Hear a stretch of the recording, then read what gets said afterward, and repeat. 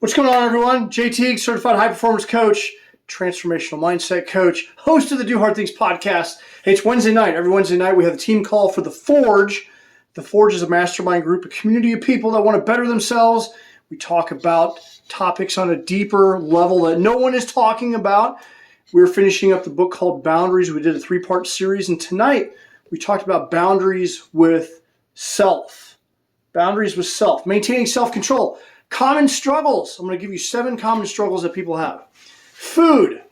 People have boundary issues with food. They struggle with overeating, and bingers suffer from an internal self-boundary. They receive comfort from food. I'm looking at my notes here, which I will post below.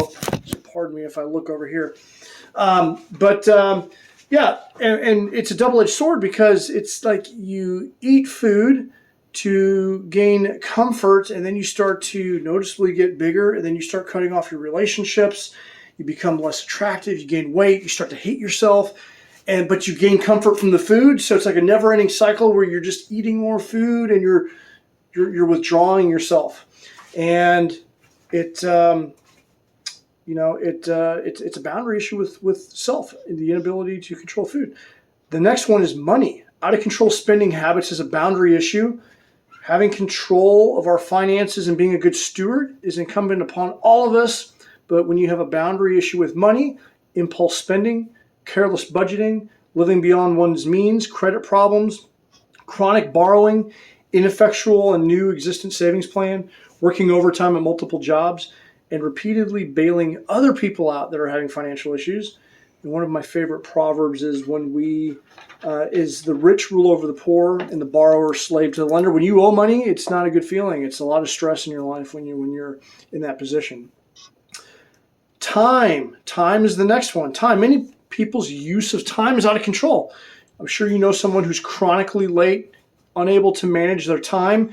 They're 11th hour people that always show up late, and when they are late, they're blaming the car, they're blaming some kid emergency. It's the same old song and dance, and it's a boundary issue. They have the inability to accomplish their tasks. They show up unprepared for meetings.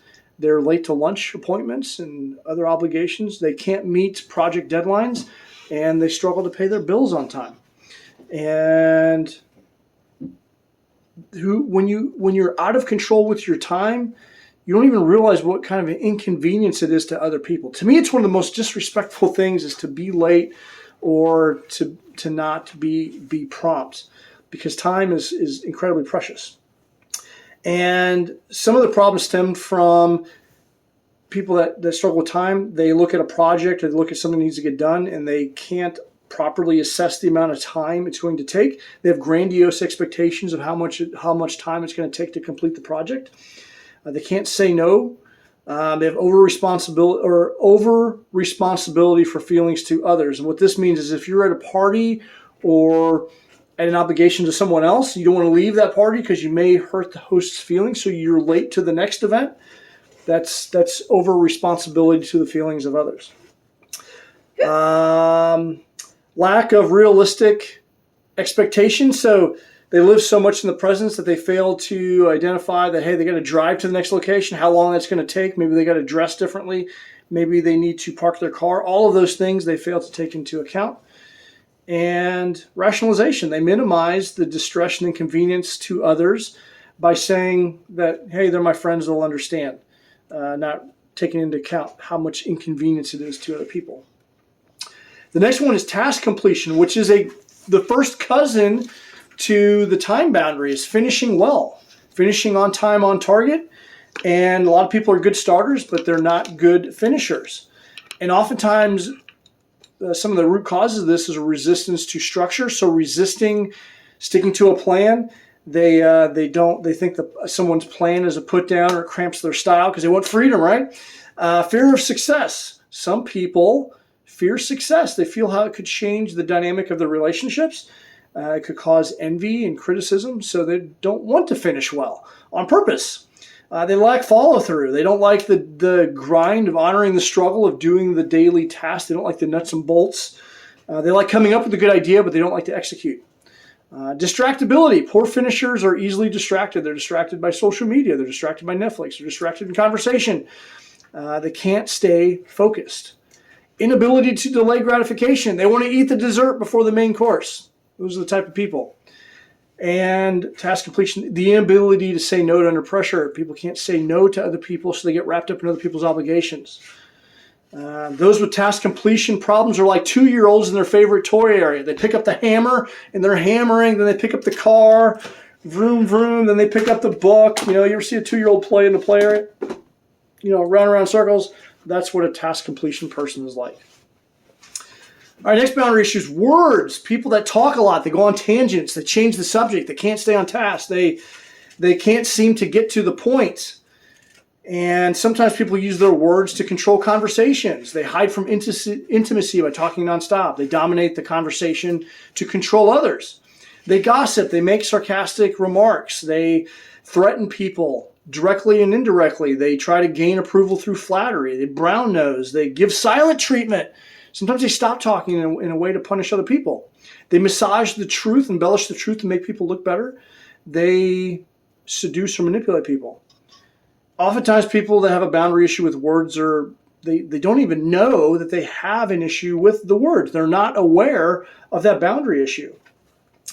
Another one is sexuality. Sexuality is compulsive. Earmuffs if you're around kids. Okay, this one's going to be a little, give you a second. But compulsive sexual relationships, compulsive masturbation, pornography, exhibitionism, voyeurism, child molestation, incest, rape, out of control sexual behavior to gratify their sexual needs. These people tend to feel deeply isolated and shameful, and the only way they feel alive is by gratifying themselves. And this type of boundary issue, the boundary itself becomes like it's a tyrant. It's demanding. It's insatiable. It just gets worse and worse and worse. And the statistics on this are really high, and they can be really disturbing. And people are really struggling with this. And so the desire gets darker and darker and deeper, and it's never ending. And they can get into despair and hopelessness. And then finally, substance abuse. It's the clearest example of an internal boundary issue. It devastates lives. It leads to divorce, leads to job loss, financial issues, medical problems, and ultimately death. Prescription drugs, street drugs, alcohol, tobacco, all of those things.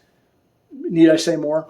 So those are the boundary issues that people have with themselves. Food, money, time, task completion, words, sexuality, substance abuse, and sometimes people are, the boundary issue is not their fault. They are a victim because they're in a helpless state. And when you're a victim, you're in a helpless state and you're being injured by someone who's exploiting that person. It can be physical, sexual, ritualistic. And that results in depression, compulsive disorder, impulsive disorder, impulsive and compulsive disorder, isolation, inability to trust others, inability to set limits, poor judgment, relationships, shame, guilt, chaotic lifestyle, unexplained terror, panic attacks, phobias, rage, and ultimately suicide ideation, and even attempts and maybe completion. So these are boundaries to self from the book Boundaries. This is what we talked about tonight in the Forge, but the difference is that, we talked about all these things, but people opened up and talked about how these different things affect their lives. Safe space where we can have these deeper conversations, and everyone in the group is getting a lot out of it. So if this sounds interesting to you, I would like to invite you to join us on a call. Just reach out to me, just get you set up on a call so I can explain what the Forge is. And if you'd like to join us on a call, I will love to host you and have you there. So, but we meet up weekly talking about a variety of topics. The next book that we're going to go transition to at this moment in time will be the 4 Agreements. And, we do high performance topics, a lot of topics in personal development, and we share our own struggles, our journey, and what we're dealing with and how to move forward. And it's what a forge is just like when you're trying to temper metal, right? You apply heat and pressure, and we have these deep, difficult conversations so we can sharpen our edge and be better and show up to the world a little bit better. So if you want to amplify your personal development, you can read on your own, you can listen to podcasts on your own, but having a deeper conversation will amplify your personal development. And this is just one avenue that you can do so. So I invite you to check us out. In the meantime, keep doing hard things. Appreciate you. We will talk soon.